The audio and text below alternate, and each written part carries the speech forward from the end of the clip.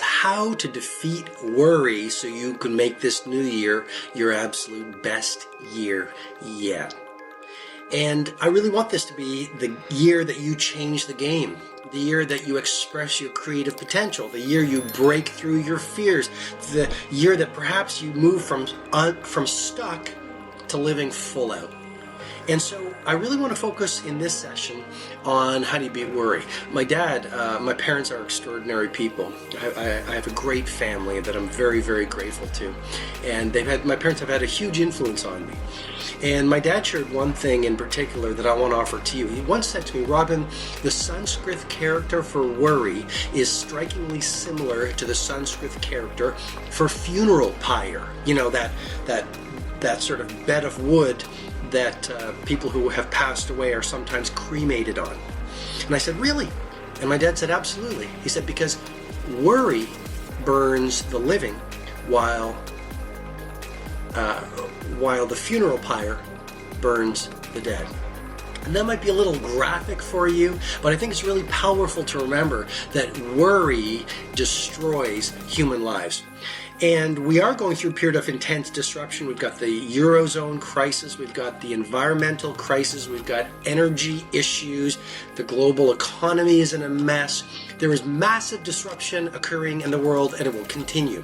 And what I want to do to help you is to help you bulletproof your mind and bulletproof your life and bulletproof your business and help you prepare so this new year is your absolute best year yet. But it does start with developing the mindset of a superstar. I have to say it again. It's your mindset that is going to allow you to spot opportunities where everyone else is frightened. I'll put it to you another way. Victims are frightened by change. Leaders are inspired by change.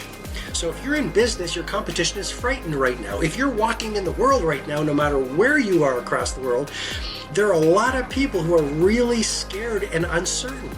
But I want you to have the kind of mindset where you go, this is a great time to be in business, and this is a great time to be alive, because there have never been so many opportunities to grow your life, opportunities to learn, opportunities to lead by example, opportunities to build a business that changes the world, opportunity to do work that matters, opportunities to live your best life and to do your best work. And that's really the truth.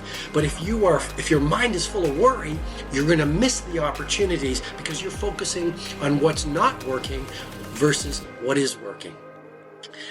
Joseph Campbell said we see the world through our stained glass window. Well, most people are seeing through the eyes of fear versus through the eyes of opportunity. So let me get right into it. I've got about 5 or 6 tactics for you that are really, really granular and tactical that you can use today to help you defeat the worry habit. Number 1, model Bruce Lee. Bruce Lee used to write out a worry list on a piece of paper. He'd actually dump all of the worries that were swirling through his mind onto a piece of paper. Why? Because if it's in your mind, if you're worried about all these problems, they will consume your creativity and they'll consume your physical energy. And your 2 best assets are, number 1, your physical focus, your mental focus, and number 2, your physical energy. I'll repeat that. Your 2 primary assets are your mental focus and your physical energy. As a business person and as a human being, protect those as we go through the intense disruption that will continue.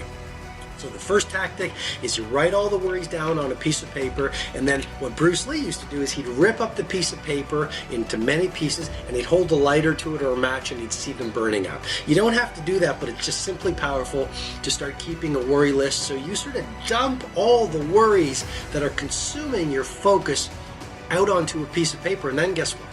Your mind has space for its creativity to express itself. Second tactic, worry beads. This is not philosophical. Don't worry about this is a really practical tactic. Get a bunch of beads or beans or whatever it is, and every time you're at your desk working and your mind goes to a worry, dump one of those beads or beans, a dried bean. I'm sure you can get them. Don't make any excuses. Don't say, well, I don't live in a city where I can get worry beads. You can find some kind of a bean or a bead. Isn't it interesting how worries prevent us from taking action, excuses prevent us from taking action?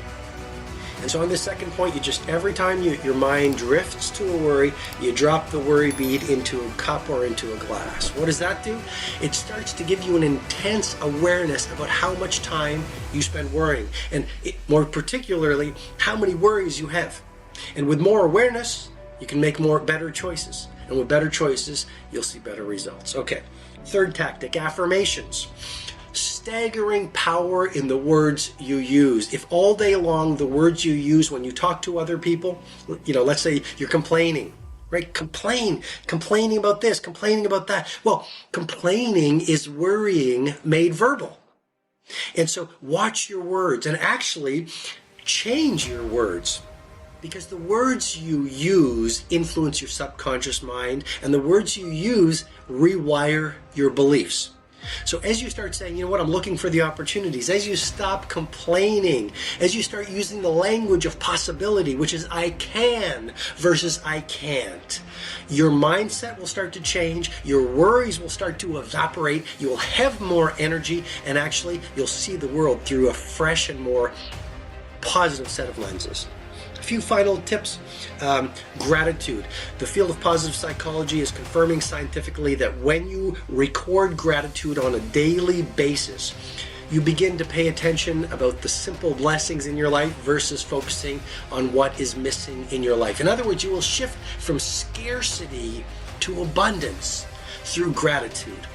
I'll put it to you another way. If you are focusing on what is not working in your life, you are missing out on all the good that is in your life. Right?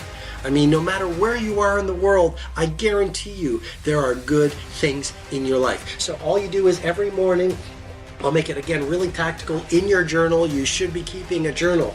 Every single day, write down 5 things that you're grateful for. And do it for about 40 days. You're going to rewire your brain so you defeat worry. And you start to notice the simple things like, wow, I'm drinking clean water. Wow, I have family who loves me. Wow, I have work that fulfills me, let's say. Wow, I have a roof over my head. Or like the Persian proverb says, I cursed the fact I had no shoes until I saw the man who had no feet. 2 final tips. To beat the worry habit, if you're facing problems, and the only people who don't have problems are dead people. You want to see someone with no problems? Go to the cemetery. Being alive means you will have problems. Why? Because problems come to serve us. They help us grow. They help us express more of our gifts and our talents. Problems breed innovation. So problems are actually good things, because but for problems, we wouldn't grow. We'd stay stuck. I know it's difficult going through problems, but there's tons of rich growth in those problems. Those problems will help you progress in your business and in your life. But one of the ways to defeat worry is to make sure you do a list of your problems, and then you start taking some action on every problem. I know it sounds obvious, but most people think about their problems, but they're not proactive. They play victim. They make excuses. They think that their problems cannot be overcome. I want to challenge you and push you and encourage you. Whatever your problems are, start taking action on the problem. Because half of the battle of overcoming a problem and defeating worry is moving through the problem through action. Okay, and then the final thing I'm going to leave you with is look for the lessons in any problem. And one of my favorite questions is, what's the opportunity here? Make that a brain tattoo. What's the opportunity here? So do a list of your problems so you can actually see those problems right in front of you. And then ask yourself, maybe do it as a written exercise in your journal, or do it with a friend, or do it with yourself on a long walk in nature. And ask yourself, for every one of the big problems that is consuming my energy and my mental focus, what is the opportunity? Because I promise you, inside of every single problem that might be causing you to worry and creating stress for you is a gorgeous opportunity to build an even better business, or build an even better life, or install a better belief, or change who you are and grow and move through a fear into confidence and more of your power. So those are some tactics that I know will work for you to help you defeat worry, so you make the new year, this year, the next 12 months, the absolute best 12 months of your life yet. And that is my greatest wish for you. Again, Happy New Year from my family to yours, and make the next 12 months absolutely astoundingly great.